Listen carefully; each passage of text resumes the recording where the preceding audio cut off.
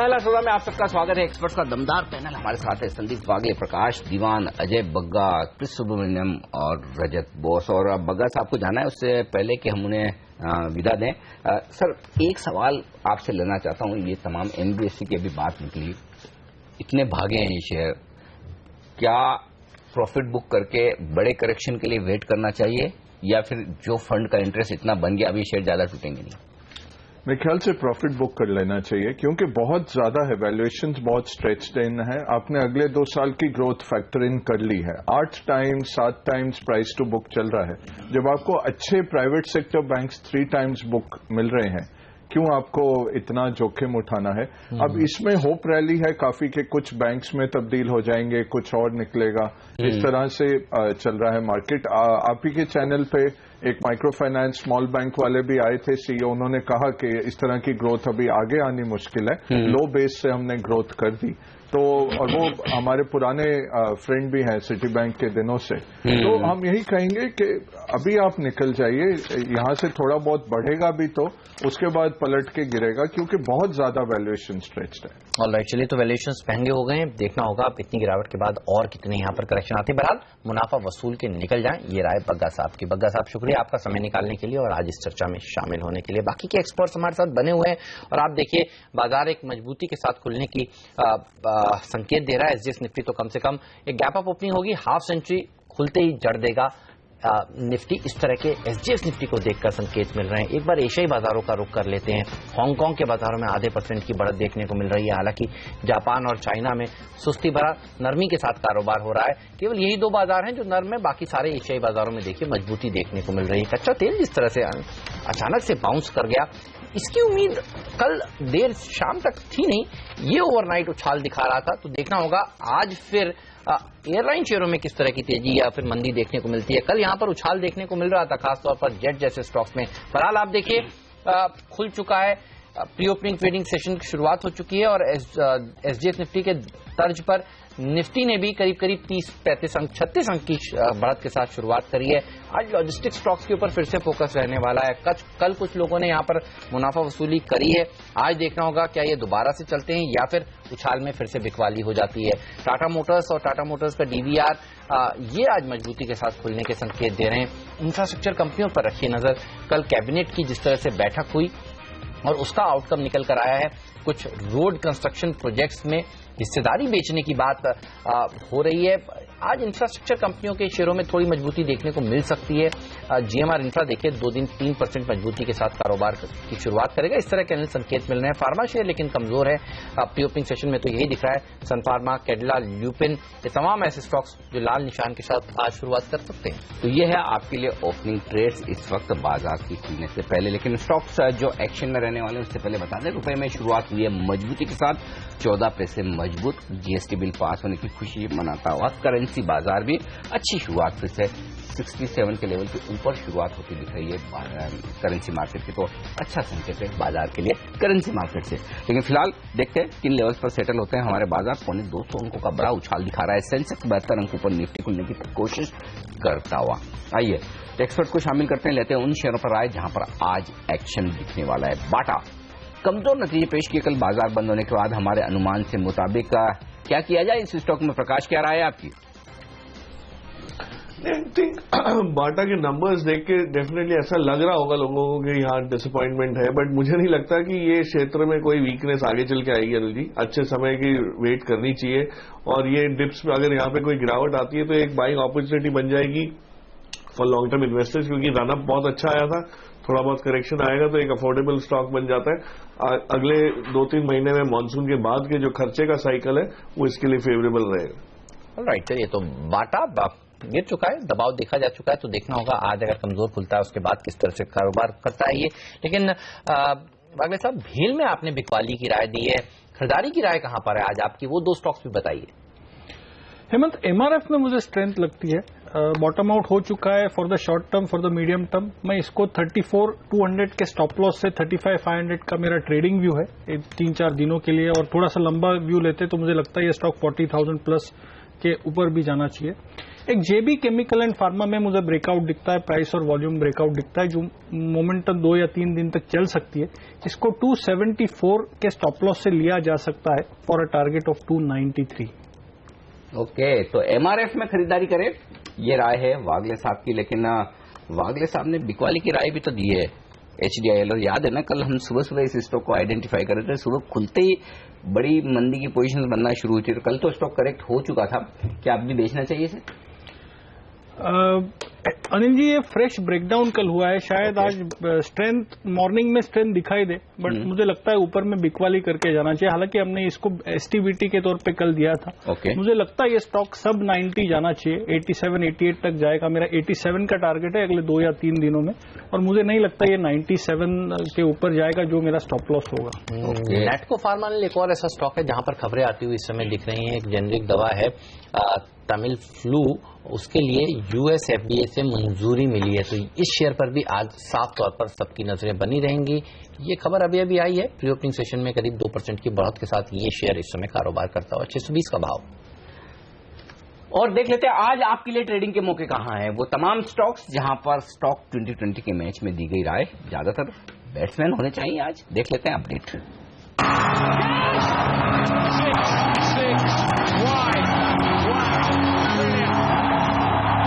Full team में मेरी नजर डालिए। पुंज लॉयड अपनी एक यूनिट सेल ऑफ कर रहे हैं, तो वहां पे एक पॉजिटिव खबर है। BL का सब अच्छे नतीजे हैं। NBCC को एक ऑर्डर मिला है पश्चिम बंगाल में हॉस्पिटल बनाने का। वहीं भारत फोर्ज के लिए खराब खबर है, क्योंकि क्लास 8 ट्रक की बिक्री लगातार गिर रही है। मदरसा सुमी का गाइडेंस बरकरार है, सेक्टर सकता वो एक पॉजिटिव होगा। JB केमिकल्स वैल्यू पिक है, सस्ते वैल्यूएशन में मिले, रिजल्ट काफी बेहतर रहने की उम्मीद है। Cadila health care in line result company दिए, इसलिए बाजार को पसंद आएंगे। अशोका बिल्डकॉन, जैसा कि हमने आपको बताया कि NHI को अधिकार दिए गए, तो उस खबर के चलते इसमें फर्क पड़ेगा। वहीं shipping sector, shipping corporation of India और मार्केटर दोनों में खरीदारी करके चलिए। मार्केटर के नतीजे बहुत बेहतरीन थे और शिपिंग कॉर्पोरेशन ने बहुत एग्रेसिव टारगेट रखे। 10 के 10 बल्लेबाज हमारे सिलेक्टर्स ने आज सुझाए हैं और फोकस है नतीजों के ऊपर।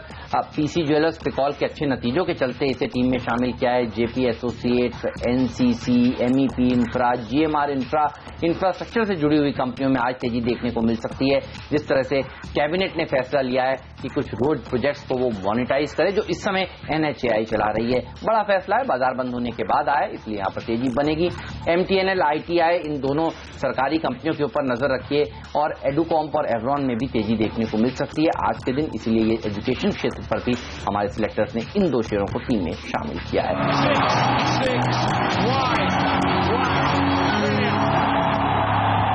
तो ये तमाम ऐसे आइडियाज हैं जो आज आपको इंट्राडे में मुनाफा कमा कर देने का दमखम रखते हैं। लेकिन प्रिकॉल, ये स्टॉक देखिए क्या जबरदस्त तेजी दिखा रहा है।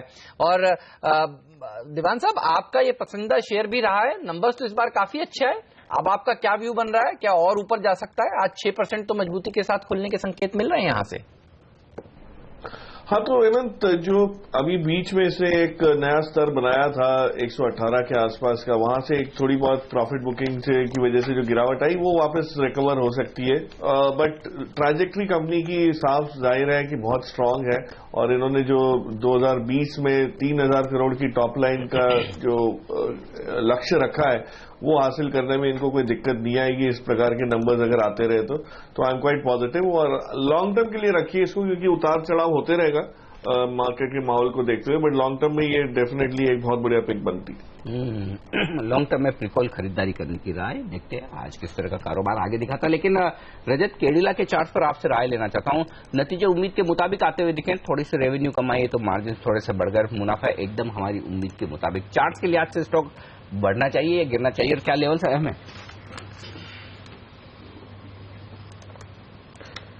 देखिए, 340 के आसपास जो पहुंच चुका है, यही अहम लेवल है इसके लिए। ये क्योंकि इस पे 89 day moving average, 200 exponential moving average और थोड़ी ऊपर में 50 डे मूविंग एवरेज, तीनों ही है। तो इसीलिए यहां से एक बार छोटी सी बाउंस तो आना चाहिए, क्योंकि नतीजे आने के बाद में जो दिखना था वो लोग देख चुके हैं। और ये अगर टूट जाए तो फिर ये 320 तक भी चला जाएगा। बट मैं ये मानता हूं कि कैडिला का जो फॉर्मेशन है, ये फॉर्मेशन ये बता रहा है कि इसमें लोअर लेवल पे बाइंग आना चाहिए। और लोअर लेवल पे मैं भी अपना क्लाइंटों को सलाह दिया है कि अगर मिले तो खरीदारी कीजिए। ऑलराइट, चलिए तो ये रहा कैडिला हेल्थ केयर पर। आज फार्मा शेयरों में हमारे ज्यादातर एक्सपर्ट्स देखिए बुलिश हैं। जेबी केमिकल्स एक स्टॉक है जो वागले साहब ने कुछ देर पहले रिकमेंड किया है, और टायर कंपनियों पर रखी है नजर। एमआरएफ में तेजी देखने को मिल रही है। एमआरएफ के अलावा और कोई टायर सेक्टर का शेयर जो आपको पसंद है, चार्ट्स पर अच्छा लग रहा हो?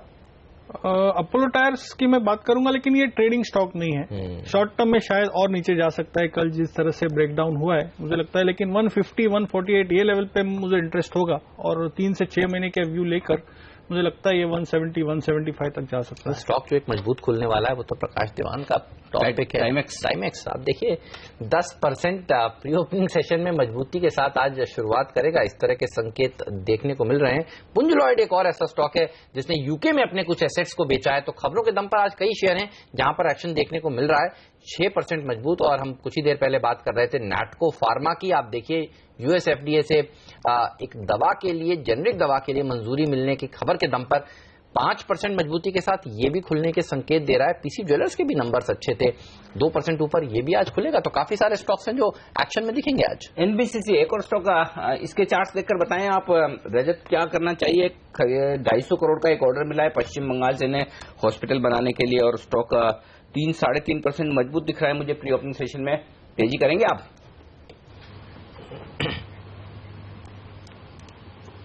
देखिए एनबीसीसी का चार्ट जो है वो ये नहीं बता रहा है कि आप इसमें तेजी करें। इसमें एक्चुअली ऊपर में पहुंचे तो फिर से आप एक बार मुनाफा वसूली करेंगे, वही बेहतर होगा, क्योंकि इसमें आरएसआई एमएससीडी सभी में सेल सिग्नल आ चुका है, और ये सेल सिग्नल एक दिन की उछल में चेंज नहीं होगा।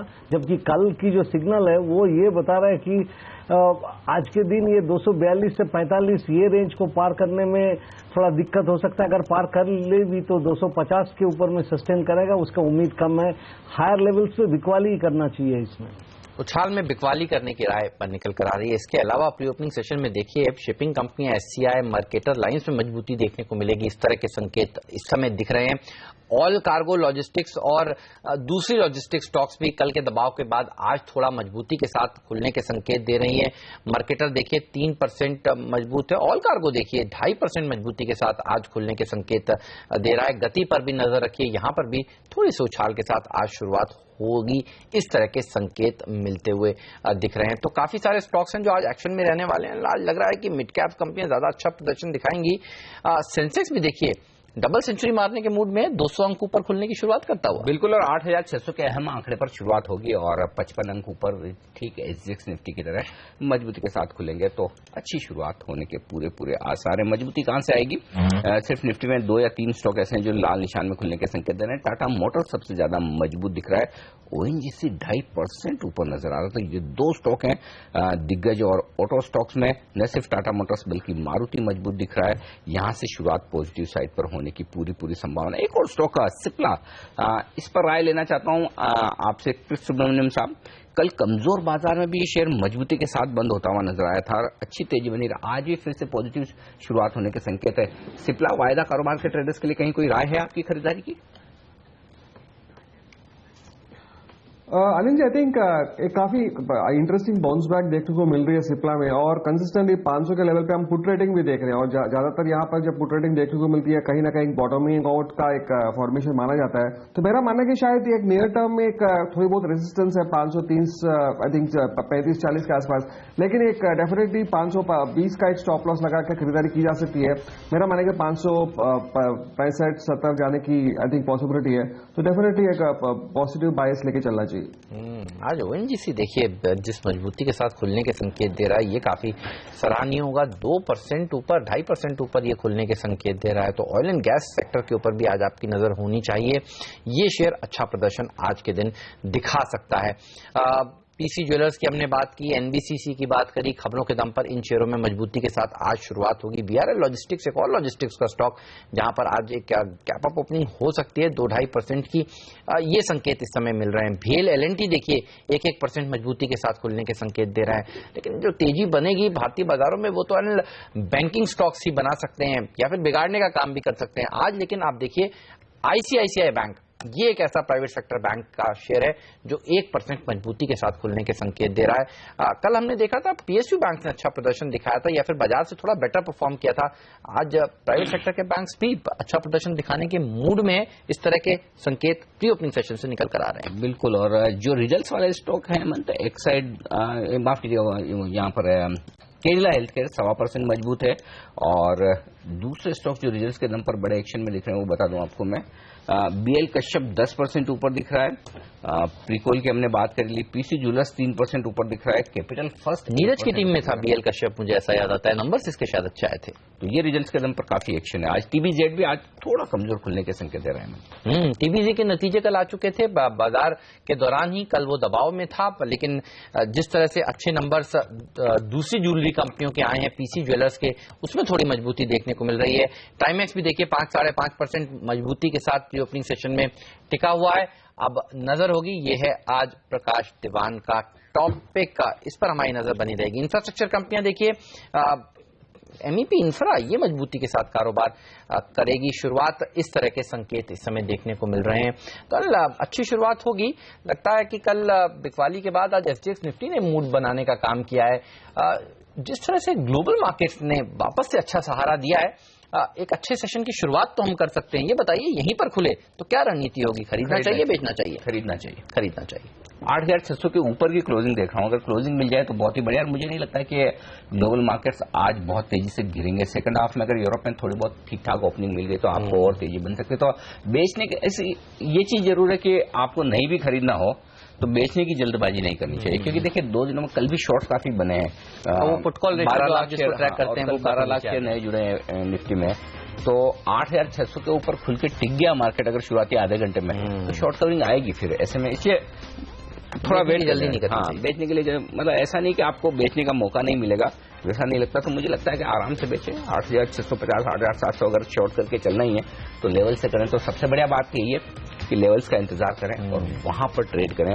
तो 8,600 शायद नो ट्रेड जोन होगा, ये थोड़ा सा इंतजार कर लेने में हर्ज नहीं है, और उसके बाद देखा जाए। चलिए तो शुरुआत करते हैं भारतीय बाजारों की, और किस तरह से फिर आज हम आगे बढ़ेंगे। दिग्गजों से मजबूती आने के पूरे संकेत है। जो सेक्टर्स मैं आपको बता दूं जहां पर आज एक्शन आपको दिखेगा। ऑटो लीड करता हुआ टाटा मोटर्स के दम पर सबसे बेहतरीन प्रदर्शन करने वाला सेक्टर। पहली टिक आपकी स्क्रीन पर आती हुई 195 अंक ऊपर है सेंसेक्स, और निफ्टी ने 52 अंकों की मजबूती के साथ 8,600 पर की है शुरुआत। तो दमदार शुरुआत लीड करता हुआ टाटा मोटर्स फ्रॉम फ्रंट 2.5% ऊपर, भेल 1.5% ऊपर, अदानी पोर्ट, ONGC जैसे शेयरों में भी उछाल। सरकारी बैंकों में बैंक ऑफ बड़ौदा और SBI ने मजबूत शुरुआत की, लेकिन आज के स्टाफ परफॉर्मेंस ऑटो स्टॉक से मारुति दौड़ लगाता हुआ 1.25% ऊपर, महिंद्रा 1% ऊपर। ये तमाम शेयर दमदार तेजी के साथ कारोबार करते हुए। कमजोरी सिर्फ टेलीकॉम शेयरों में। आज सुबह ही हम बात कर रहे थे टेलीकॉम थोड़ा गिरना चाहिए, भारतीय नीचे, भारतीय इंफ्राटेल नीचे, ये 2 स्टॉक थोड़े से नीचे ट्रेड होते हुए दिख रहे हैं। ये शुरुआती कारोबार का रुझान आपकी स्क्रीन पर। आइए वायदा कारोबार में केडिला हेल्थ केयर 5% का बड़ा उछाल आता हुआ दिख रहा है नतीजों के बाद, और माफ कीजिएगा PC ज्वेलर्स 3.5% मजबूत, JP एसोसिएट 2% ऊपर, NCC 2.5% ऊपर। कुछ रियल एस्टेट शेयरों में थोड़ी खरीदारी। आई बुल रियल तेजी के साथ खुलता हुआ 2.25% मजबूत है। कमजोरी का है लुपिन 1% नीचे है इस वक्त, और भारत फौज में 1% का नुकसान। बाजार की मजबूती थोड़ी सी कम होती दिख रही है। 8,600 को लांघने में थोड़ी मुश्किल आ रही है। 140 अंक ऊपर है, और होना भी है, क्योंकि अमन काफी लोग जो फंसे हैं उनके लिए 8,600 पर एक निकलने का मौका मिला है। तो पहली गैप अप ओपनिंग पे थोड़ी प्रॉफिट बुकिंग आना लाजमी है। लेकिन मिड कैप इंडेक्स देखिए दमदार एक्शन, और यहीं से करेक्शन खत्म होने का पहला संकेत आ रहा है। 1% का बड़ा उछाल। अब बैंक निफ्टी पर रखिए नजर, वहां जो मजबूती चाहिए वो दिख नहीं रही है, महज 50 अंक पर, और यही वजह है कि बाजार 8,600 को अभी तक नहीं लांघ पाए। लेकिन शुरुआती कारोबार मजबूती के साथ। बिल्कुल, और देखिए कैडिला हेल्थ केयर जिसकी बात अनिल आप कर रहे हैं वो सबसे टॉप गेनर है FNO स्पेस में, और दूसरा टॉप गेनर देखिए PC ज्वेलर्स। कल जरूर थोड़ा दबाव देखने को मिल रहा था स्टॉक में, लेकिन बाजार बंद होने के बाद अच्छे नतीजे आए तो तेजी यहां पर होती हुई। Tata Motors 3rd top gainer FNO में। तो ये कुछ स्टॉक्स हैं जो अच्छा प्रदर्शन दिखा रहे हैं आज। रियल एस्टेट और इंफ्रास्ट्रक्चर शेयर देखिए जिस तरह का अच्छा प्रदर्शन दिखा रहे हैं। CCEA ने 75 रोज प्रोजेक्ट्स में हिस्सेदारी बेचने के लिए जिस तरह से मंजूरी दी है, आप देखिए NCC 2.5% ऊपर ट्रेड करता हुआ, GMR इंफ्रा 2% की तेजी के साथ कारोबार कर रहा है। इवन JP जेपी एसोसिएट्स जैसे स्टॉक्स में थोड़ी मजबूती देखने को मिल रही है। इसके साथ साथ इंडिया बुल्स रियल एस्टेट जैसे शेयर और हाउसिंग फाइनेंस कंपनियां देखिए, DHFL यहां पर भी बढ़त के साथ कारोबार होता हुआ आपको इस समय नजर आएगा। प्रिकॉल अच्छे नतीजों के दम पर 8.5% की जोरदार उछाल के साथ यहां पर कारोबार हो रहा है। पुंज लॉयड जिसने ये कहा कि वो यूके में अपने एसेट्स बेच रहे हैं और उस खबर के दम पर देखिए 6% की तेजी होती हुई दिख रही है। लॉजिस्टिक स्टॉक्स देखिए, ऑल कार्गो, गति, यहां पर तेजी के साथ इस समय कारोबार की शुरुआत हुई है। VRL में भी देखिए मजबूती के साथ कारोबार की शुरुआत हो चुकी है। तो कल जरूर थोड़ा बहुत मुनाफा वसूली हुई थी, आज दोबारा से बाउंस देखने को मिल रहा है इस पूरे के पूरे स्पेस में। स्नोमैन भी देखिए 2% मजबूती के साथ ट्रेड करता हुआ। मार्केटर और SCI नीरज की टीम के फ्रीट और पिंचेटर स्टॉक्स में भी आज मजबूती देखने को मिल रही है। और साथ ही नजर रखिए टाइमेक्स पर भी, ये शेयर भी 4% मजबूत है। आज प्रकाश का टॉप पिक था नैटको फार्मा। कुछ देर पहले हमने आपको बताया कि यहां पर US FDA से एक जेनरिक दवा को मंजूरी मिली है। नैटको फार्मा में भी देखिए 4% का उछाल के साथ आज कारोबार हो रहा है। जेपी ग्रुप ही देखिए आप पूरा का पूरा, जेपी इंफ्रा भी करीब 3% ऊपर है। कैपिटल फर्स्ट के नतीजे कल बाजार बंद होने के बाद आए और अच्छे नतीजे इन्होंने पेश किए हैं, 3% ऊपर ये शेयर भी इस समय कारोबार कर रहा है। ONGC हम आपको कह ही रहे थे मजबूत शुरुआत कर सकता है, अच्छा प्रदर्शन इसने भी आज दिखाया है।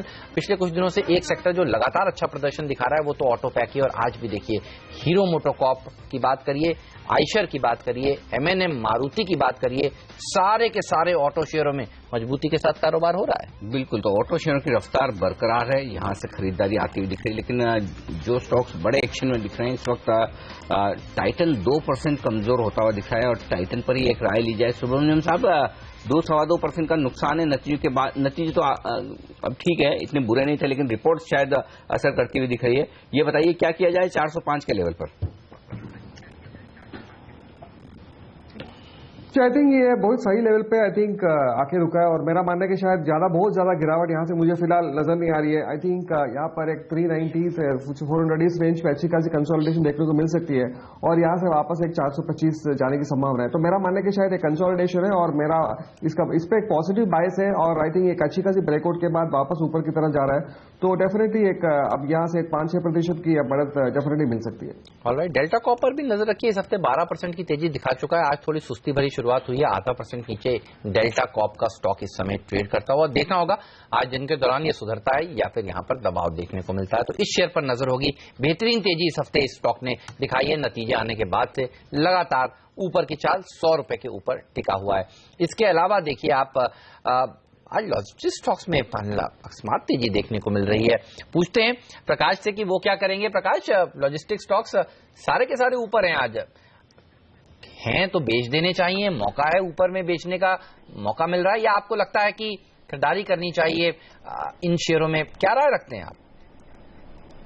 देखिए, सिर्फ GST के बलबूते अगर आप लेके बैठे थे तो वो तो आपके पास ट्रिगर आ गया और हो गया, न्यूज आ गई, तो उससे तो निकल जाना चाहिए। लेकिन जनरली अगर आपको ये बिलीफ है कि इकोनॉमी में जो अपटर्न आया है उससे कहीं ना कहीं इंप्रूवमेंट होगा और सिलेक्ट लॉजिस्टिक स्टॉक्स को एक्चुअली होगा, तो जहां वैल्यूएशंस भी स्ट्रेच नहीं है, जहां बिजनेस मॉडल बिना GST के भी अच्छा खासा चल सकता है, उसमें बने रहने की रिकमेंडेशन दूंगा। जैसे ट्रांसपोर्ट कॉर्पोरेशन मैंने कई बार जिक्र किया, बहुत बढ़िया कंपनी है, बहुत बढ़िया स्टॉक है। आप एजिस लॉजिस्टिक देखिए, लिक्विड स्टोरेज और हैंडलिंग में सबसे आगे है, तो इस टाइप की कंपनीज में रह सकते हैं। बट VRL है या गति है, ये थोड़े से अपने वैल्यूएशन से काफी महंगे लग रहे हैं, तो वहां पे डेफिनेटली प्रॉफिट बुकिंग का माहौल बन सकता है। ओके, ये है राय इस वक्त। लेकिन एक स्टॉक जो नतीजों के दिन कमजोर होता दिख रहा है, अरविंद लिमिटेड। रजत, चार्ट्स देखकर बताएं क्या ट्रेड बनेगा अरविंद पर?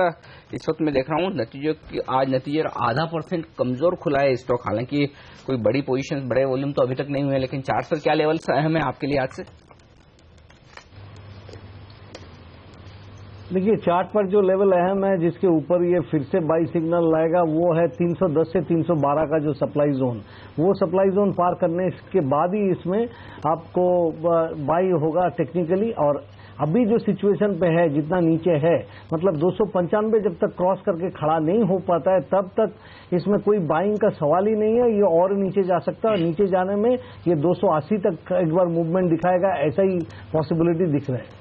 ओके, तो 280 तक जा सकता है। तो आज इसके नतीजे हैं, नतीजे किस तरह के आते हैं उसके बाद ये स्टॉक अपना मूवमेंट और बढ़ा सकता है नीचे की तरफ, ऐसा हमारे एक्सपर्ट मानते हैं। लेकिन गति और स्नोमैन के लिए भी आज देखिए इंपॉर्टेंट दिन है, इसके भी नतीजे आने वाले हैं। तो आज जीएसटी के अलावा ये एक और ट्रिगर है जिस पर नजर होगी। फोर्टिस के नतीजे आने वाले हैं और फोर्टिस देखिए नतीजों से पहले थोड़ा मजबूती के साथ आज कारोबार की शुरुआत कर रहा था, ऐसा मुझे दिख रहा था। लेकिन अब वो शेयर भी देखिए नीचे आता हुआ दिख रहा है। तो ये नतीजे वाले शेयर हैं जिनके ऊपर आपकी आज नजर जरूर होनी चाहिए। जियोजित, बीएनपी पारिबा, ताज जीवीके, त्रिवेणी टरबाइन, धामपुर शुगर, ये तमाम ऐसी कंपनियां हैं जिनके नंबर्स आज आने वाले हैं। लेकिन ये है वो स्टॉक 2020 के सुपरस्टार्स जिन्होंने आज अच्छा प्रदर्शन दिखाया। एडुकॉम, पेवरॉन मेरी टीम में थे, अच्छा प्रदर्शन दिखा रहे हैं। एमईपी इंफ्राफ्लीट शेयर था, अच्छा प्रदर्शन दिखा रहा है। प्रिकॉल भी टीम में शामिल था, इसमें भी एक अच्छी रैली देखने को मिल रही है। और खबरों के दम पर देखिए कैडिला, बीएल कश्यप, पुंज लॉयड, ये तमाम ऐसे स्टॉक्स हैं जो अच्छा प्रदर्शन आज के दिन दिखा रहे हैं। शिपिंग कंपनियों में भी एक्शन भरपूर। एक्चुअली आज मैं देख रहा हूँ ज्यादातर स्टॉक्स में ओपन इंटरेस्ट कम होता दिख रहा है। एसआरएफ, यूपीएल, आईजीएल, कोलगेट, ये तमाम स्टॉक ऐसे हैं मिड कैप स्पेस से। लेकिन मिड कैप शेयरों में जो पिछले 2 दिनों में मार पड़ी है उसके चलते हुए लोगों को डर है। तो आज जो ऊपर के लेवल पर मौका मिल रहा है, लोग पोजीशन हल्की कर रहे हैं। सिर्फ एक स्टॉक ऐसा है जहां पर वाकई में अच्छी पोजीशन बनती हुई दिखी है और वो है पीसी ज्वेलर्स। नतीजों के बाद देखिए 2.5%, 2.25% स्टॉक ये मजबूत है पीसी ज्वेलर्स, और एकमात्र स्टॉक है जहां पर 3% से ज्यादा ओपन इंटरेस्ट बढ़ा है, 3.5%। ये हमारी टीम का शेयर था, ये आपकी टीम में भी शामिल था और अच्छे नतीजे भी आए। तो पीसी ज्वेलर्स के चार्ट पर क्या सिचुएशन है? यहाँ पर पोजीशन तो बन रही है। वागले साहब आप क्या करेंगे? अनिल जी, मुझे नई स्ट्रेंथ लग रही है। हालांकि ऊपर ओपन होके थोड़ा सा करेक्शन दिख रहा है, तो मैं लेने की तो बिल्कुल राय नहीं दूंगा। ऑलराइट, तो अभी नहीं खरीदना चाहिए। चार्ट्स पर स्ट्रेंथ नहीं दिख रही है, लेकिन कल बाजार बंद होने के बाद नंबर्स इसके अच्छे आए और एक्सपेक्टेशंस अच्छे नंबर्स की दरअसल थी नहीं बाजार को। तो हो सकता है जिन्होंने शॉर्ट किया था वो पोजीशंस अपनी निपटाते हुए दिख रहे हैं। लेकिन आप टाटा ग्रुप के स्टॉक्स देखिए, टाटा मोटर, इवन टीसीएस में अच्छी तेजी देखने को मिल रही है। ये वो स्टॉक्स हैं जो निफ्टी को थोड़ा सहारा देने की कोशिश कर रहा है। लेकिन आज बाजार का अगर मूड खराब कर रहा है रजत, तो वो बैंक निफ्टी है। आप देखिए लाल निशान में सबसे पहले आ गया आज, और काफी सारे बैंकिंग स्टॉक्स हैं प्राइवेट सेक्टर के। आईसीआईसीआई बैंक भी नीचे है, इंडसइंड बैंक भी, येस बैंक भी, इवन एचडीएफसी बैंक भी लाल हरे निशान के बीच में झूलता हुआ, लेकिन दबाव देखने को मिल रहा है। बैंक निफ्टी पर क्या ट्रेड लेना चाहेंगे आज आप? पीएसयू बैंक इंडेक्स ऊपर है लेकिन बैंक निफ्टी नीचे। हेमंत, ये क्वेश्चन मेरे लिए है। जी सर। हम मुझको देखिए, मैं जैसा निफ्टी के बारे में कहा, अभी बैंक निफ्टी के बारे में वही राय दूंगा, क्योंकि बैंक निफ्टी ऊपर में एक छोटी सी डिस्ट्रीब्यूशन पैटर्न बनाया है। तो अभी फिलहाल 18,550 के नीचे अगर चले तो फिर ये 18,300 से 18,250 की ओर चलेगा, और ऊपर की लेवल पे आपको बिकवाली देखने को मिलेगा। 39 दिन का आपका जो अपस्विंग था 24 जून से लेकर 1 अगस्त तक, वो खत्म हो चुका है। अभी ऊपर की लेवल पे बिकवाली आएगा। बहुत दिन से करेक्शन की उम्मीद था, वो करेक्शन अभी स्टार्ट हो चुका है। इतने दिनों की उम्मीद से रजत ने करेक्शन लगा के बैठा था, अब आया तो इतना जल्दी थोड़ी रजत तेजी में आ जाएंगे या मंदी की पोजीशन संदीप और रजत हमारे दोनों ही टेक्निकल एक्सपर्ट्स देखिए आज कह रहे थे खुलते ही बेच देना चाहिए। वो राय अभी तक तो कम से कम देखिए सही साबित हो रही है। कभी भी किसी भी वक्त निफ्टी लाल निशान में आ जाएगा, इस तरह के संकेत मिल रहे हैं, और प्रेशर बनाने का काम तो साफ तौर पर बैंक निफ्टी कर रहा है। बैंक नहीं चलेंगे तो मामला मुश्किल है। अच्छा, बैंक निफ्टी का जो लेवल है इस वक्त बड़ा इंटरेस्टिंग है। इंटरेस्टिंग क्यों है? कल बैंक निफ्टी ने यही लो बनाया था 18,542 का, वहां पर आ गया। तो अगर सपोर्ट लेना है तो 18,500, 18,500 सही लेवल है, और नहीं तो फिर शायद यहां से 200-250 पॉइंट और बैंक निफ्टी फिसल सकता है। लेकिन एक स्टॉक जो वाकई में दमदार प्रदर्शन कर रहा है वो है कैडिला हेल्थ केयर। आप देखिए स्टॉक में 6% की बड़ी मजबूती बन चुकी है। हालांकि इंटरेस्टिंग बात यहां पर भी यही है कि ओपन इंटरेस्ट सबसे ज्यादा यही घटा है 8%, यानी कि चाहे तेजी की पोजीशन हो या मंदी की, कट तो रही है, पोजीशन तो कम हो रही है। तो क्रिस सुब्रमण्यम साहब से पूछते हैं, फिर 365 पर कैडिला में कोई ट्रेड बनता है? नहीं जी, इनफैक्ट ये एकदम एग्जैक्टली एक रेजिस्टेंस लेवल पे आके खड़ा हो गया, और मेरा मानना है कि शायद इस लेवल से यहां से एक बढ़त मुश्किल लग रहा है। तो जिनके पास पोजीशन है शायद एक मुनाफा वसूली कर ले। और आप देखिए दबाव में दिख रहा है बाजार पूरा का पूरा। 11-12 मिनट हुए हैं बाजार को खुले हुए। निफ्टी अब देखिए लाल निशान में आ गया है। बैंक निफ्टी में करीब करीब 80-90 पॉइंट की गिरावट देखने को मिल रही है। तो बैंक निफ्टी बाजार का मूड सबसे ज्यादा खराब कर रहा है। बैंक निफ्टी को इस समय क्या ट्रेड करना चाहिए, क्योंकि आपका कॉल था कि दबाव देखने को मिलेगा बाजार में। वागले साहब, आप रजत के साथ ही थे, यहाँ पर क्या अभी बैंक निफ्टी बेचना चाहिए, नीचे में मिलेगा आपको? 18,600 अगस्त फ्यूचर्स अगर ब्रेक करता है, अभी 630 पॉइंट ऊपर है तो बेचना चाहिए। कंडीशनल सेल है।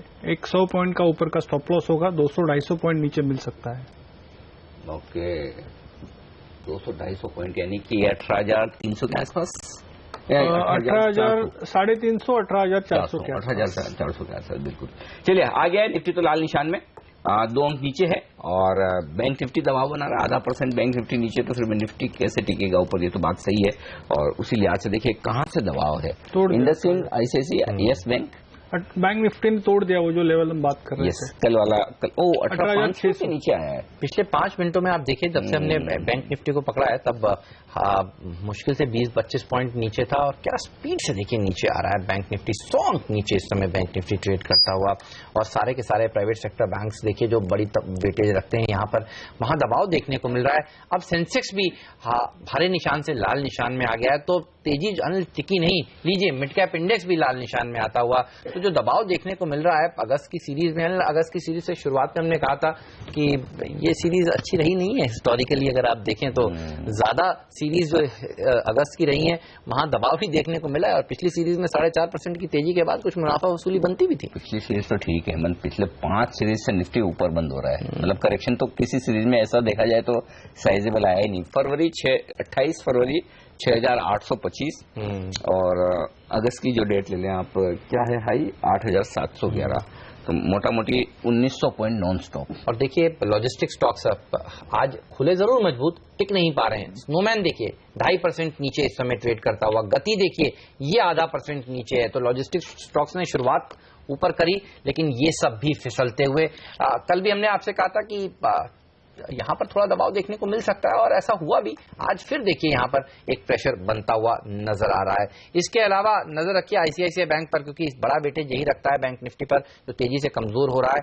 आप देखिए आईसीआईसीआई बैंक में अब 1.25% की गिरावट के साथ कारोबार हो रहा है। रजत, बाजार खुल गया है, सेटल हो गया है, नीचे आ रहा है। कोई स्टॉक जहां पर आपको लगता है इस समय पोजीशंस बनाई जाए शॉर्ट साइड पर और पैसा बन जाए 3.5 बजे तक?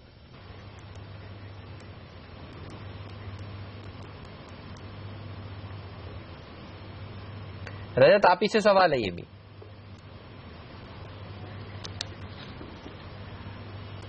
मैं आपको बाटा शॉर्ट करने के लिए कहूंगा, लेकिन वो जितना तेज रफ्तार से गिर रहा है, अभी लग रहा है कि वो पुरानी जो लो था कुछ दिनों का पहले, वो लो के आसपास पहुंच जाएगा।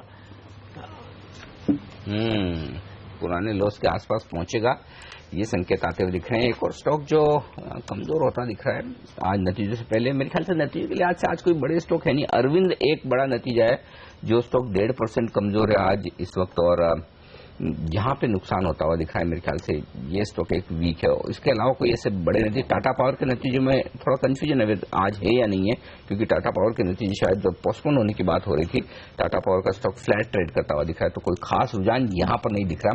लेकिन 8,525 ये लेवल बड़ा इंटरेस्टिंग है। क्यों इंटरेस्टिंग है? क्योंकि कल का लो निफ्टी ने तोड़ा है। 8,529 का लो था कल, और निफ्टी अभी उन्हीं लेवल पर आ चुका है। तो कुछ अहम लेवल आपके सामने टूटते हुए दिख रहे हैं। बैंक निफ्टी ने कल का लो तोड़ दिया, निफ्टी ने कल का लो एक बार की तोड़ा है, या यूं कह सकते कि उस लेवल के आसपास पहुंचा है। 8,521, 8,529 का कल का लो था। और साथ ही सेंसेक्स में 27,647 का लो था। मैं देख लूं सेंसेक्स में भी क्या वैसा लेवल टूटा है। नहीं, सेंसेक्स में अभी तक कल का लेवल नहीं टूटा है। 645 आज का लो है, तो बिल्कुल कल के लो पर सेंसेक्स ने सपोर्ट लिया। तो ये बड़ा इंटरेस्टिंग है, जो लेवल्स एक के बाद एक टूटते हुए नजर आ रहे हैं इस वक्त। तो थोड़ा मुश्किल भरा वक्त है आज बाजार के लिए। मजबूत खुलने के बाद तेज गिरावट जिन शेयरों में बढ़ रही है, टीडी पावर, ये स्टॉक देखिए क्या हो रहा है। टीडी पावर में 10% का नुकसान आपको नजर आएगा। कल बाजार बंद होने के बाद नतीजे आए थे। रैमको सिस्टम्स, ये स्टॉक गिरा है 9%, इसके भी कल बाजार बंद होने के बाद नतीजा है। बाटा की गिरावट गहरी होती हुई दिख रही है। हम यही बात कर रहे थे, बाटा के रिजल्ट बड़े खराब है। 5% बाटा लुढ़क चुका है, अब यहां पर तेज मार पड़ती हुई दिख रही है। टीबीजेड 3% नीचे ये आ चुका है। अब तो ये नतीजे के बाद तेज एक्शन नीचे की तरफ दिखाते हुए, और अगर मजबूती है तो प्रिकॉल, केडिला, टाइमेक्स और कैपिटल फर्स्ट, ये 4 स्टॉक है मंद। बिल्कुल। और आज देखिए पीएसयू बैंकिंग शेयरों में भी थोड़ा दबाव बनना शुरू हो चुका है। बैंक ऑफ बड़ौदा भी आप देखिए इस समय नीचे कारोबार करता हुआ आपको नजर आएगा। आज हैवीवेट्स में देखिए इन्फोसिस ने भी बाजार का मूड खराब ही करने का काम किया है। इन्फी जैसे शेयर भी आज देखिए 1% कमजोर है।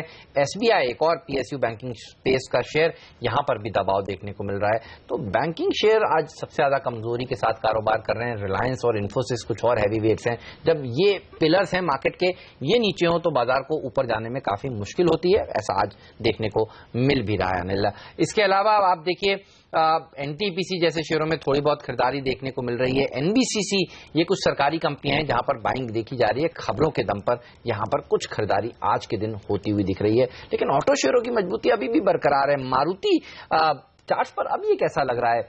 बल्कि चार्ट से ज्यादा मैं एक बार प्रकाश से पूछना चाहूंगा। प्रकाश, आपने बहुत सटीक कॉल दिया था मारुति पर और काफी अच्छी तेजी देखने को मिली भी है मारुति में। अब क्या राय रखते हैं आप? इतनी बढ़िया रैली के बाद बाजार का मूड कमजोर हो रहा है तो मुनाफा वसूल लें या बाय ऑन डिप्स की रणनीति यहां पर इंटैक्ट है? नहीं, इसमें मुनाफा वसूलने में एक दिक्कत जो आती है वो ये है कि नीचे के स्तरों पे फिर आदमी को कॉन्फिडेंस नहीं आता लेने का। तो आपके हाथ से अगर स्टॉक निकल गया तो पोर्टफोलियो से, तो ये फिर एंट्री लेना थोड़ा सा भारी हो जाता है।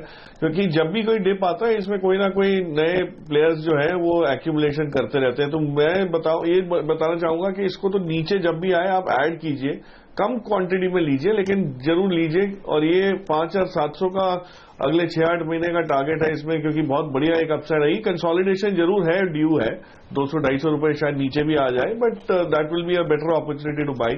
बट कोई उससे प्रॉफिट बुकिंग का तो कोई रिकमेंडेशन अभी नहीं दूंगा। तो फिलहाल इंतजार करें। और एक और स्टॉक जो दिग्गजों में बड़ा तेजी से कमजोर हो रहा है ICICI बैंक के साथ साथ, वो है ल्यूपिन। ल्यूपिन में देखिए 2% का नुकसान हो चुका है। ये स्टॉक सरप्राइजिंगली आज गिरता हुआ नजर आ रहा है। ऐसी कोई खराब खबर हमने सुनी नहीं, लेकिन ल्यूपिन में एक कमजोरी का माहौल बना है। चलिए, वक्त है हमारे तमाम एक्सपर्ट से विदा लेने का। वागले साहब, प्रकाश दीवान जी, रजत बोस और कृष्ण सुब्रमण्यम साहब, आप सबका बहुत बहुत शुक्रिया CNBC आवाज के साथ जुड़ने के लिए और बाजार पर तमाम स्टॉक्स पर अपनी राय हमारे दर्शकों के साथ शेयर करने के लिए। और बाजार है कमजोर, 50 अंक नीचे सेंसेक्स पर, निफ्टी पर 20 अंकों का नुकसान, मिड कैप इंडेक्स में इतनी ही कमजोरी, लेकिन बैंक निफ्टी 2.5% कमजोर है। यहीं से ज्यादा दबाव बाजार पर बनता हुआ बढ़ने और गिरने वाले शेयर की तादाद हालांकि अभी बढ़ने के फेवर में 700 शेयर मजबूत है, 665 शेयर कमजोर है, लेकिन ये है इस वक्त का रुझान। चलिए अब बात करते हैं बाजार के जाने माने एक्सपर्ट, और हमारे साथ कार्यक्रम में शामिल हो रहे हैं एडलवाइस सिक्योरिटीज के प्रेसिडेंट और CEO विकास खेमानी। विकास जी, स्वागत है आपका CNBC आवाज पर। Good morning. पहला सवाल तो यही लेना चाहता हूं कि क्या, चूंकि आपकी कंपनी देश में जो FIs के ब्रोकरेजेस का काम करने वाली सबसे बड़ी कंपनी है डोमेस्टिक में, ये बताइए FIs GST बिल के ये संशोधन को पास होने को लेकर कितना पॉजिटिव लेंगे, और क्या हिंदुस्तान के बारे में कोई री रेटिंग उनकी तरफ से होने की संभावना है, बड़ा पैसा आने की संभावना बनती है? जी अनिल जी, आई थिंक इसमें एक बहुत अच्छा ये जो डेवलपमेंट हुआ है, इसका एक सबसे बड़ा फायदा जो कि विश्व के बहुत बड़े इन्वेस्टर्स होते हैं जिनका काम होता है फंड एलोकेशन करना, एसेट मैनेजर्स को, फंड मैनेजर्स को पैसा देना, वो जो एलोकेटर्स है वो उसको धीरे धीरे एक बहुत बड़ा कि इंडिया ने आफ्टर बहुत सेकेंड जनरेशन बिग रिफॉर्म किया है, इसको पॉजिटिव तरीके से लेंगे और इससे इंडिया के प्रति बहुत एक बड़ा टिक मार्क होगा। जब वो एसेट एलोकेट करते हैं तो इंडिया की एक रिफॉर्म स्टोरी काफी समय से चल रही है। तो अभी पहले एक FDI के बारे को लेके थी, अभी GST सेकेंड बहुत बड़ा हुआ, तो ये अभी इंडिया की जो इमेज रिफॉर्म ड्रिवन अप्रोच की जो इमेज है वो और स्ट्रांग होगी, और उससे मुझे लगता है कि भारतीय बाजारों के प्रति पैसा एलोकेट करने में काफी आसानी हो जाएगी। तो जो इंडिया डेडिकेटेड मनी है वो मुझे लगता है काफी मात्रा में बढ़ सकती है आने वाले समय में, क्योंकि इसका कोई इमीडिएट इफेक्ट नहीं होता। ऐसा नहीं है कि कल से ही पैसा आना चालू हो जाएगा, पर एक जो डायरेक्शनली पॉजिटिव होता है, जब ये लोग कोई भी मार्केट में इन्वेस्ट करने से पहले इवेल्युएट करते हैं कि इस मार्केट में कितना पैसा कैसे डालना चाहिए, उसमें एक बहुत बड़ा स्टार और एक बहुत बड़ी स्ट्रेंथ आ गई है दूसरे और फैक्टर्स के साथ में। तो ऐसा मेरा मानना है कि ये आने वाले समय में इससे एलोकेशन है स्पेसिफिकली जो कंट्री डेडिकेटेड फंड्स में होता है वो बहुत बड़ा एक पॉजिटिव ऐड करेगा। कमान साहब, जिस तरह के नंबर्स कंपनियों ने इस बार पेश किए हैं, कुछ फंड मैनेजर से, एक्सपर्ट से हम लोग हर सुबह यही पूछते हैं कि उनको कैसे लगे अब तक के अर्निंग सीजन, तो ज्यादातर लोग कह रहे हैं कि वो खुश नहीं है। क्या आप भी उसी कैंप में हैं? क्या आपको भी नंबर्स इतने अच्छे नहीं लग रहे, या फिर आपको लगता है कि नंबर्स आपकी अपेक्षा से थोड़े से बेटर आए या इनलाइन आए? मुझे लगता है नंबर काफी इनलाइन है, ऐसा मुझे कोई डिसअपॉइंटमेंट नंबर्स के प्रति लेके नहीं है। आप जैसा देखेंगे तो जो आपके एक्सपेक्टेशंस ही आप जो देख रहे हैं कि ग्राउंड लेवल में पिकअप हो रहा है उसके मुताबिक नंबर्स आ रहे हैं। आप देखिए बैंकिंग बहुत बड़ी एक इंडिकेटर होती है जहां पे क्रेडिट का नंबर, क्रेडिट ऑफटेक, कुछ जो बैंक्स एसेट क्वालिटी है उनको छोड़ दिया जाए तो बाकी जो बैंक के चाहे वो प्राइवेट सेक्टर में हो चाहे वो एनबीएफसी हो, क्रेडिट क्वालिटी नंबर बहुत अच्छे, क्रेडिट ग्रोथ नंबर बहुत अच्छे आए हैं, प्रॉफिटेबिलिटी ग्रोथ नंबर बहुत अच्छे आए हैं। जैसा कि आप देखेंगे कुछ ऑटोमोबाइल कंपनीज के नंबर बहुत अच्छे आए हैं, कुछ कंज्यूमर कंपनीज जो अर्बन कंज्यूमर डिस्क्रिशनरी कंपनी के नंबर अच्छे आए हैं। तो मुझे लगता है कि ऑब्वियसली कुछ सेक्टर्स है जिनका अभी कोई लीवर चालू नहीं है, उसको बहुत मजबूती नहीं मायने नहीं रखा जाता, जैसे कि आईटी का एक म्यूटेड सा रिजल्ट है। तो वो सेगमेंट्स एनीवे इंडिया के प्रति अलाइन नहीं है, पर जो सेगमेंट्स इंडियन इकोनॉमिक ग्रोथ के प्रति अलाइन है उनके नंबर मुझे लगता है रुझान काफी ठीक ठाक है और ये आने वाले समय में इंप्रूव होने का एक इंडिकेटर भी देते हैं। तो मैं पर्सनली कोई बहुत बड़ा डिसअपॉइंटमेंट नहीं रखता। मुझे लगता है कुछ जगह पे सरप्राइज हुआ है, कुछ जगह पे इनलाइन एक्सपेक्टेशंस से नंबर आई है। तो ओवरऑल क्वार्टरली अर्निंग में एक पिकअप दिखा है और ये मुझे लगता है पिकअप आने वाले समय में कंटिन्यू रहेगा। तो नतीजों से निराशा की जरूरत नहीं, लेकिन जिस तरह से बजट के दिन से नॉन स्टॉप तेजी हुई विकास जी, लगभग 2000 पॉइंट निफ्टी चल गया और काफी लोग ये मानते भी थे कि जीएसटी पास होने के बाद क्या, अब नया ट्रिगर तो कुछ है नहीं। तो क्या आप भी ये मानते हैं कि शॉर्ट टर्म के लिहाज से बाजार में एक बार जितनी बढ़त आनी थी आ गई और अब यहाँ से ऊपर जाना थोड़ा मुश्किल है, नए ट्रिगर्स नहीं है, तो मुनाफा वसूली करने का सही समय है ये? अनिल जी देखिए, शॉर्ट टर्म में कहना बहुत मुश्किल है। मैं ट्रेडिंग के प्रति मेरा इतना कोई खास नजरिया रहता नहीं है और हो सकता है ये जरूर लगता है कि थोड़ा सा market over extend short term में लगता हुआ दिख रहा है, पर वो हमेशा ही केस होता है। जब लिक्विडिटी होती है तो थोड़ा ओवर एक्सटेंड दोनों साइड होता है, नीचे के साइड भी होता है, ऊपर की साइड में होता है। जो लॉन्ग टर्म इन्वेस्टर्स हैं उनको अगर मेरे को लगता है कि आने वाले कुछ समय में पैसा बहुत अच्छा बनेगा, लॉन्ग टर्म पर्सपेक्टिव से देखेंगे तो अगर कोई कमजोरी बाजार में आती है तो वो एक बहुत अच्छी बाइंग अपॉर्चुनिटी होगी। हो सकता है क्योंकि थोड़ा एक्सटेंडेड है, सारे फैक्टर्स की एक्सपेक्टेशन थी, तो सारे फैक्टर्स प्ले आउट हो जाते हैं तो मार्केट नेचुरली करेक्ट होता है और वो हो भी सकता है, ऐसा लग भी रहा है कि हो जाएगा। पर वो कोई ऐसा बहुत बड़ा ऐसा नहीं है कि प्रॉफिट बुक करके आप निकल जाओ और एक्सपोजर कम करो, वो कहना नाजायज होगा। वो आई थिंक वो मेरे ख्याल एट बेस्ट ट्रेडिंग अपॉर्चुनिटी होगा। वो इन्वेस्टर्स कितना सही कर पाएंगे नहीं कर पाएंगे मैं नहीं कह सकता, पर ये जरूर कहना चाहूंगा कि जो हम कॉर्पोरेट अर्निंग्स का इतने क्वार्टर से वेट कर रहे हैं और पहले 2 क्वार्टर के कॉर्पोरेट अर्निंग जैसे जैसे अपटिक आनी चालू हुई, आपने देखा है कि कैसा पैसा मार्केट्स में आ रहा है। तो अगर ये full fledged corporate earnings growth pickup हो गई तो आप समझ सकते हैं कि कितना पैसा और आएगा और मार्केट्स में क्या हो सकता है। सो मुझे लगता है कि पहले 1 और 2 क्वार्टर में जब मार्केट ओवर एक्सटेंड लग रहा है तो आपको बेच के निकल जाना चाहिए, बल्कि मैं तो यही कहूंगा कि stay invested, market has a long leg. यहाँ से बहुत अच्छा अगले 8-10 क्वार्टर्स में मुझे लगता है काफी ऐसा पैसा बनाने का मौका मिलेगा।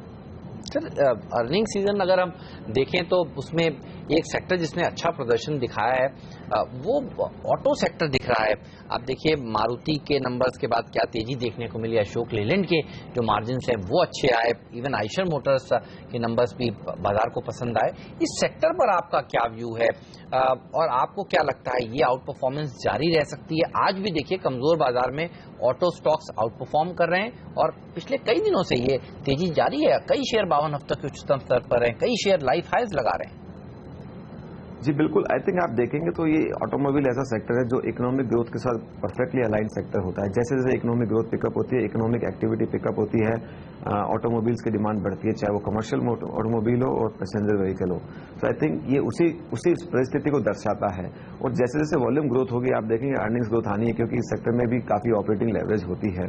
तो मुझे लगता है कि और ये कंसोलिडेटेड इंडस्ट्री, यहाँ पे कोई बहुत ज्यादा और हाइपर कॉम्पिटिटिव इंटेंसिटी है नहीं, तो मुझे लगता है कि ये सेक्टर काफी परफेक्टली अलाइंड है और इसमें वैल्यूएशन जरूर थोड़े शॉर्ट टर्म में स्ट्रेस लगते हैं, पर वो हमेशा ही सिचुएशन रहेगी। अगर अर्निंग ग्रोथ आए तो हो सकता है कि वैल्यूएशन शॉर्ट टर्म में स्ट्रेस रह सकते हैं, पर जो भी सेक्टर इकोनॉमिक एक्टिविटी के साथ अलाइंड है, चाहे वो ऑटोमोबाइल हो, चाहे वो कंस्ट्रक्शन हो, चाहे वो इंडस्ट्रियल्स हो, चाहे वो बैंकिंग हो फॉर दैट मैटर, सब में आप देखेंगे कि ये एक जो ग्रोथ का नजरिया है, चाहे वॉल्यूम ग्रोथ हो, चाहे मार्जिन एक्सपांशन हो, ये स्टोरी अगले 8 से 10 क्वार्टर में बहुत अच्छे से प्ले आउट करने वाली है। तो मुझे लगता है जो भी सेक्टर इकोनॉमिकली अलाइन है उन पे पॉजिटिव रहना चाहिए। आपने देखा होगा पिछले 5-6 महीनों में electricity data has been growing almost 8 to 10%, ये एक बहुत बड़ा पॉजिटिव साइन है। आप देखेंगे तो order book of EPC companies have been growing very rapidly, वो एक बहुत बड़ा साइन है। तो ये यही दर्शाता है कि आने वाले ये सब काफी प्राइमरी इंडिकेटर है। तो ये यही दर्शाते हैं कि जो इकोनॉमिक ग्रोथ है वो पिकअप हो रही है और इसका कॉर्पोरेट अर्निंग में इम्पैक्ट थोड़े लैग के साथ आएगा। इसी सेगमेंट में अगर मैं आपसे कहूं कि अपनी प्रेफरेंस बताएं तो क्या होगी वो आपकी? Globally linked stocks, Tata Motors, DVR जैसे पसंद करेंगे, या कमर्शियल व्हीकल्स पर आप ज्यादा बुलिश हैं, या फिर टू व्हीलर्स पसंद है, या आपको सबसे ज्यादा पसंद है ऑटो एंसिलरी स्टॉक्स? सर अपनी प्रेफरेंस बताइए इनमें। आई थिंक ये बिल्कुल रिस्क रिवॉर्ड और इन्वेस्टर प्रोफाइल पर डिपेंड करता है, पर मुझे लगता है कि जो जैसे मारुति जैसे स्टॉक है, बहुत पैसेंजर कार जैसे स्टॉक है, कमर्शियल व्हीकल है, दोनों में ही एक अच्छी ग्रोथ आनी चाहिए, बिकॉज दोनों ही काफी इकोनॉमिक, एक तो इकोनॉमिक एक्टिविटी के साथ अलाइंड है, दूसरा इकोनॉमी में स्पेंडिंग पावर के साथ काफी अलाइंड है। तो जैसे 7th पे कमीशन हुआ है, प्रीमियमाइजेशन की जो स्टोरी इंडिया में चल रही है कि जैसे जैसे इनकम बढ़ती है लोग महंगे व्हीकल खरीदते हैं, वो सब स्टोरी। तो मुझे लगता है इन दोनों के बीच में ये दोनों पर्टिकुलर सेगमेंट मुझे काफी पसंद है। बाकी ये सब अच्छे करेंगे तो ऐसा नहीं है कि ऑटो एंसिलरी अच्छा नहीं करेंगे या फिर अच्छा सभी करेंगे, पर मुझे लगता है ये 2 सेगमेंट ज्यादा अच्छा करेंगे। विकास जी एक चीज और बताइए, NBFCs, माइक्रो फाइनेंस कंपनियां, हाउसिंग फाइनेंस कंपनियां जो शार्प इतना तेज रनअप हुआ है, क्या भागे हैं ये स्टॉक और अब थोड़ा करेक्शन शुरू हुआ है, क्या वैल्यूएशंस के लिहाज से बहुत महंगे हो गए, नहीं खरीदना चाहिए इन लेवल्स पर? एज ए सेक्टर क्या राय रखते हैं आप, और जिन लोगों के पास हैं शेयर उन्हें क्या करना चाहिए? जी, जो एक सेगमेंट है अनिल जी, आप देखेंगे तो NBFC और हाउसिंग फाइनेंस, ये सेगमेंट ऐसे सिचुएशन में हम हैं कि जहां पे एक नया क्रेडिट ग्रोथ माहौल बन रहा है, NBFCs का मॉडल क्रिएट हो रहा है नया अवतार के अंदर। इनके लिए जो फंडिंग की पहले लाइबिलिटी साइड सिचुएशन काफी इजी हो रही है, काफी अच्छे से पैसा मिल सकता है, दूसरा लेंडिंग साइड ग्रोथ होता है, और ये जो नए स्पेशलाइज सेक्टर जैसे माइक्रो फाइनेंस वगैरह हैं, इनमें एक बहुत बड़ा डिमांड निकल के आ रहा है। जो अनकेटर्ड सोसाइटी का नीड था वो बन रहा है, और जो ये जनधन हुआ इससे काफी जो नीचे के तबके के लोग हैं वो जुड़े हैं, तो उनसे वो बैंकेबल हो गए हैं, लैंडेबल हो गए हैं। तो ये जो शुरुआत हुई है, एक बहुत लंबी शुरुआत है, ये कोई 1-2 साल की कहानी नहीं है, मुझे लगता है ये 8-10 साल की कहानी है। आप देखेंगे तो जो कुछ बैंकें 10-15 साल पहले बनी थी, उनमें जो हुआ है हो सकता है ये सेक्टर में भी हो सकता है। सो ये एक हाइपोथेसिस को लेके काफी इन्वेस्टर्स ने इन्वेस्ट किया है। शॉर्ट टर्म में मुझे भी लगता है थोड़ा ओवर एक्सटेंड हो रहा है, पर ये मॉडल्स काफी रोबस्ट हैं, मॉडल्स काफी चलने वाले हैं, और अगर कोई इन्वेस्टेड है तो मुझे लगता है कोई बेच के जल्दी करनी नहीं चाहिए। इवन इफ शॉर्ट टर्म में एक्सपेंसिव हो जाता है तो भी क्या है, मेरे ख्याल से चलते रहना चाहिए। और जो नए इन्वेस्टर है उनको अपना रिस्क रिवॉर्ड को माइंड में रखते हुए इन्वेस्ट करना चाहिए। मुझे लगता है इस सेगमेंट्स के भी काफी लॉन्ग लेग्स हैं, काफी और आने वाले समय में ये अच्छा कर सकता है। ऑलराइट, चलिए तो ये राय इस NBFC स्पेस पर निकल कर आ रही है। सर शुक्रिया आपका समय निकालने के लिए, CNBC आवाज पर आकर आज इन तमाम मुद्दों पर अपनी राय हमसे शेयर करने के लिए। बाजार पर नजर रखिए, गिरावट देखने को मिल रही थी और अब रिकवरी भी लौट कर आ रही है। जी हाँ, निफ्टी आप देखिए हरे निशान में आ गया, सेंसेक्स भी हरे निशान में आ गया, मिड कैप इंडेक्स भी हरे निशान में आ गया है। तो निचले लेवल पर बाइंग देखने को मिल रही है, और नजर रखिए सिर्फ और सिर्फ बैंक निफ्टी पर। ये सुधरेगा तो बाजार का मूड सुधारेगा, इस तरह की संकेत मिल रहे हैं। करीब 125 अंक नीचे था ये कुछ देर पहले, अब 60 अंक की ही गिरावट यहां पर देखने को मिल रही है। तो निचले लेवल पर कुछ बाइंग भी होती हुई नजर आ रही है। ग्लोबली लिंक्ड सेक्टर्स पर नजर रखिए, टाटा मोटर का DVR देखिए क्या जबरदस्त प्रदर्शन दिखा रहा है। 7 दिनों की गिरावट के बाद जिस तरह से US में एक उछाल देखने को मिला, कच्चे तेल में उछाल देखा गया।